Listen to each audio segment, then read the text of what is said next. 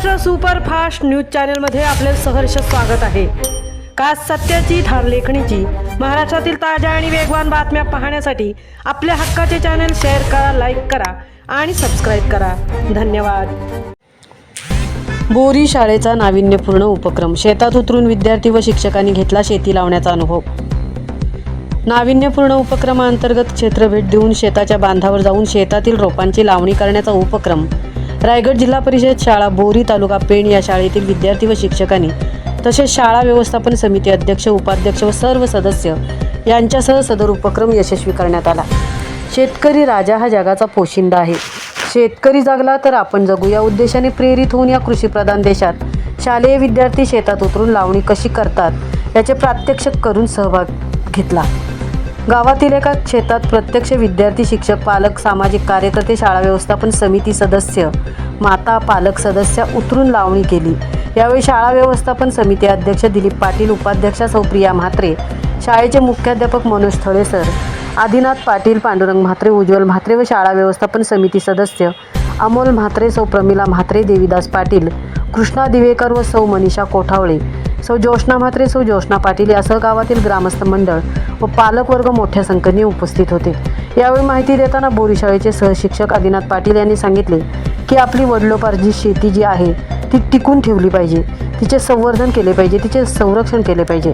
या उद्देशाने या बालवयातच यात लहान मुलांना शेतीची आवड निर्माण व्हावी आणि शेतीविषयी जागरूकता निर्माण व्हावी, तसेच श्रमसंस्कार, काम करण्याची आवड निर्माण व्हावी या उद्देशाने शाळेने हा केलेला उपक्रम अतिशय कौतुकास्पद आहे।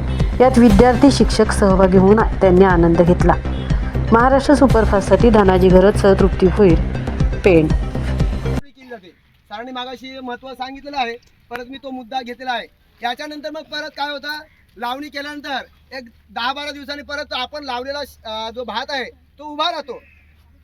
उभं राहिल्यानंतर त्या पिकाला आणखीन जोर यावा, जसं आपल्याला संध्याकाळपर्यंत एनर्जी राहावी यासाठी आपण जेवतो, तशा प्रकारे या पिकाला सुद्धा एनर्जी राहावी यासाठी आपल्याला मग काय द्यावं लागतो, खताचा मारा द्यावा लागतो।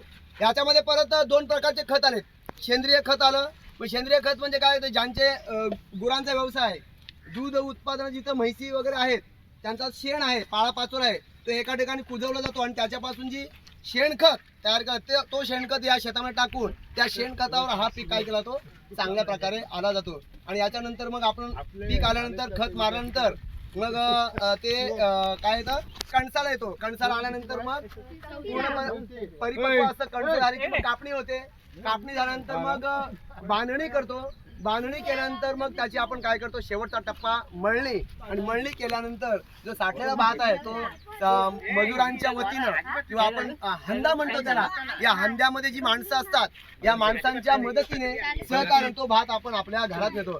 असा हा शेतकरी बळीराजा, शेतकरी हा आपला राजा आहे। आणि या शेतकऱ्याने जे पिकवलेलं धान्य आहे या धान्यावर आपण काय करत असतो, जीवन जगत असतो। म्हणून मित्रांनो लक्षात ठेवा, जरी आपले वडील आपल्या शेतावर नेत नसले तरी वडिलांच्या सोबत, आईच्या सोबत जाऊन या शेतीविषयीची चांगल्या प्रकारे माहिती करून घ्यावी, अद्ययावत करून घ्यावी। आणि याचा उपयोग आपल्याला तुम्हाला चांगल्या प्रकारे जिथे तुम्ही जाल तिथे तुम्हाला जर कोणी समजा फुकट दिली जमीन करायला तर तिथे तुम्ही काय करू शकता, ही जमीन करू शकता, पिकवू शकता। जर स्किल आपल्याकडे असेल तर तुम्ही काय करू शकता, स्वावलंबी बनून स्वतःसाठी, स्वतःच्या कुटुंबासाठी ही शेती करून आपलं जीवन जगाल। एवढे माझे 2 शब्द संपवतो। जय हिंद। ही होती म्हणून आमचा महाराष्ट्र सुखी संपूर्ण रायगड जिल्हा भाताचा कोठार म्हणत होता। रायगड जिल्ह्याला भाताचा कोठार आज प्रत्येक शेतकऱ्याच्या घरात जरी गेलं तर 3 खंडी 2 खंड्या शिल्लक असतो। कोणाकडून किंवा किराणाकडून पोटली घेऊन येईन मी धान्य खायला परिस्थिती नाही आहे। म्हणून आम्ही एक बोलण्यासारखं, सर्वात जर बोलण्यासारखं उदाहरण म्हणजे चांगले आहोत म्हणून विसरू नका। वडिलांचं कुठलंही होईल, जसं वडील तसं शिक्षक। लक्षात ठेवा, या शाळेतूनच सगळे विद्यार्थी, या शाळेतूनच विद्यार्थी गेले। शिक्षक गुरु आहेत, आई वडील गुरु आहेत, जो भेटेल तो गुरु मानायचा, कारण त्यांच्याकडून आपल्याला काय घ्यायचं आहे। म्हणून आज वडिलांनी ठेवलेली शेवटचा टप्पा असतो, या माऊलीला कधी विसरायचं नाही।